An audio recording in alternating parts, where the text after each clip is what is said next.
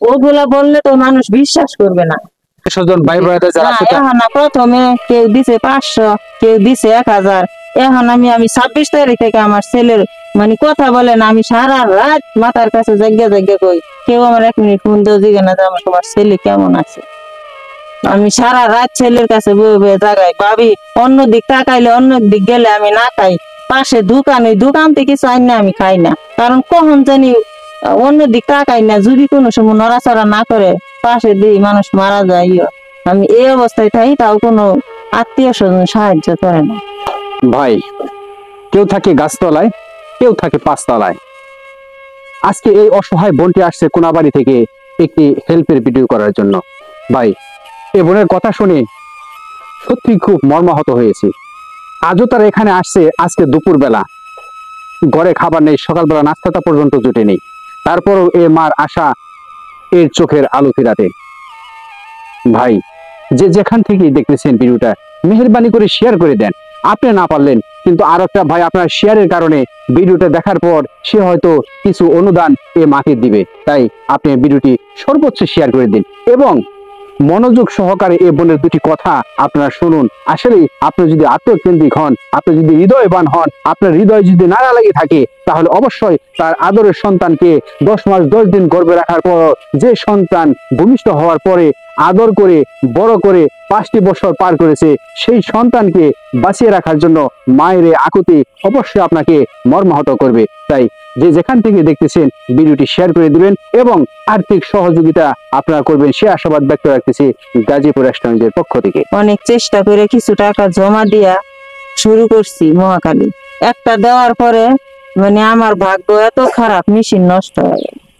নষ্ট হয়ে যাওয়ার পরে আমি অনেক জায়গায় গেলাম, সব জায়গায় টাকা চাই, 1 লাখ 1.5 লাখ 2 লাখ।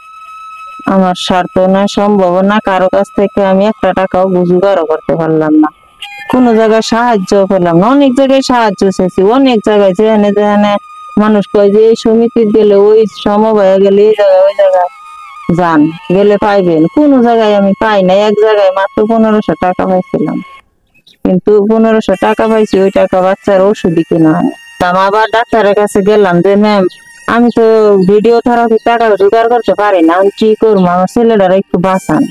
তারপরে ম্যাডাম আমার 4টা কেমো লিখে দিল।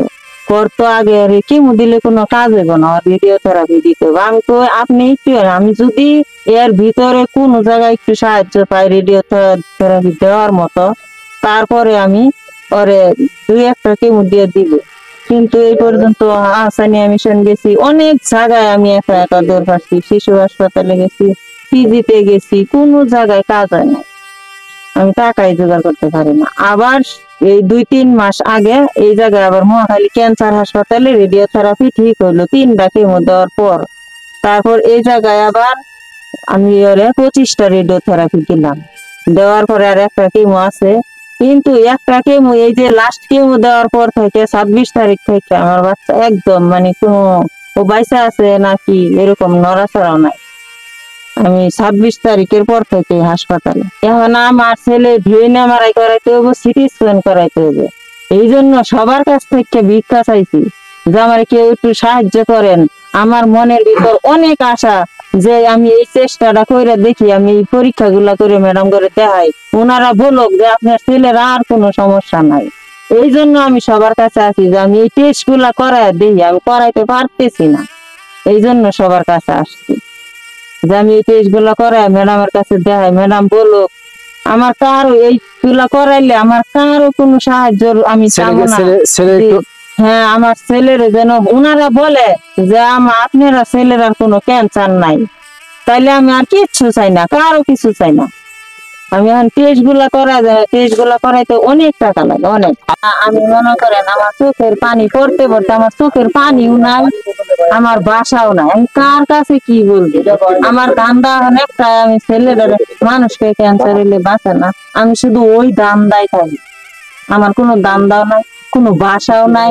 তো লাস্টে বলেন যে আসলে 7000 টাকা একটা ইনজেকশন লাগবে, সেটা আমার এখন 7000 না, একটা ভিএনএ এমআরআই করাইতে 11,500 টাকা লাগবে, আর একটা সিটি স্ক্যান করতে 8000 টাকা লাগবে। এটির জন্য আমি এই পর্যন্ত আসছি, সব কিছু বাদ দিয়ে। তার কাছ থেকে টাকা নিয়েছেন, বলেন যে তার টাকা হ্যাঁ, ওনার ওইটা ইঞ্জেকশন গুলা দিছি, ওটি তো নিছি, ওটি একদিন না একদিন যদি দিতে না পারি, ওটি তো নেওয়া হয়েছে, কিন্তু আমার সামনে যে এগুবো সেই রাস্তার জন্য আমি এই জায়গায় আসছি সবার কাছে সাহায্য চাইতে। ঋণ তো অনেক টাকা, অনেক টাকা। সেই টাকা হ্যাঁ ভাই। ঋণ হচ্ছে, ওটি তো ঋণ তো অনেক টাকা ঋণ করছে, এখন ঋণ করার মতো আর কোনো রাস্তা নেই। আমি 26 তারিখ থেকে 50,000 টাকার চিকিৎসা করছি। ডাক্তারের দোকানে এক ভাই আমার একটা স্লিপ লিখে দিছে যে এইটি বাকি নিবেন, বাকি নিয়ে আপনি যেদিন পারেন সেই দিন দিবেন। ওগুলা বললে তো মানুষ বিশ্বাস করবে না। আমি এখন বর্তমানে আমার ডাক্তারে যে কথাটা বলছে যে তুমি আগে এটি টেস্ট করাও, টেস্ট করা দেখাও বাচ্চারা কোন পর্যায়ে আছে রোগটা, এতদিন যে তুমি চিকিৎসা করলা এত কষ্ট করে, এখন কোন পর্যায়ে গেছে আমরা দেখি। সেই জন্য এই টেস্ট গুলো করানোর মতো সাধ্য আমার নাই, সেই সাহায্যটা চাওয়া মানুষের কাছ থেকে বিজ্ঞানে। আমার মনের ভিতর অনেক আশা যে আমি এই চেষ্টাটা করে দেখি, আমি এই পরীক্ষা গুলা করে ম্যাডাম করে দেখাই, ওনারা বলুক যে আপনার ছেলের আর কোনো সমস্যা নাই। সন্তানের চোখে টিউমার, অপারেশন করার পরও রোগের ভেতর ইনফেকশন থেকে যায়, আর সেই ইনফেকশনই কাল হয়ে দাঁড়িয়েছে তাহসিনের চোখের দৃষ্টিশক্তি। মায়ের শেষ চেষ্টা বাকি চোখটা যেন আদরের কলিজার টুকরা ভালো থাকে। সন্তান মাকে ডেকে বলে, মা আমি কি কখনো ভালো হব না? মা সান্ত্বনা দিয়ে বলে, হ্যাঁ বাবা, তুমি অবশ্যই ভালো হবে। তোমাকে বিমান দিয়ে বিদেশ নিয়ে গিয়ে আমি তোমার চোখের চিকিৎসা করাবো, তারপরে তুমি আবার পুনরায় আগের মতো সুন্দরভাবে দেখতে পারবে। সন্তান আনন্দে আত্মহারা হয়ে বলতে থাকে, মা তাহলে আমি পড়াশোনা করব, মসজিদে গিয়ে নামাজ পড়তে পারবো। ছেলের কথা শুনে দুচোখের পানিতে বুক বাসে মায়ের, বোবা স্তব্ধ হয়ে যায় মা, মুখে থাকে না কোনো ভাষা, দিতে পারে না সন্তানের কথার জবাব। তাই ভাই, দুই হাত জোর করে অনুরোধ করে বলবো, ভাই আপনি দান করুন, আপনার দান, এই দান কখনো বিফলে যাবে না। তাই আপনার কাছে পুনরায় আবার গাজীপুর এক্সট্রা নিউজ দুহাত জোর করে করজোর ভাবে অনুরোধ করতেছি, আপনি এই দান অবশ্যই আল্লাহ কবুল করবেন ইনশাল্লাহ। ভাই, দান যদি নাও করতে পারেন তাহলে ভিডিওটা শেয়ার করে দিন।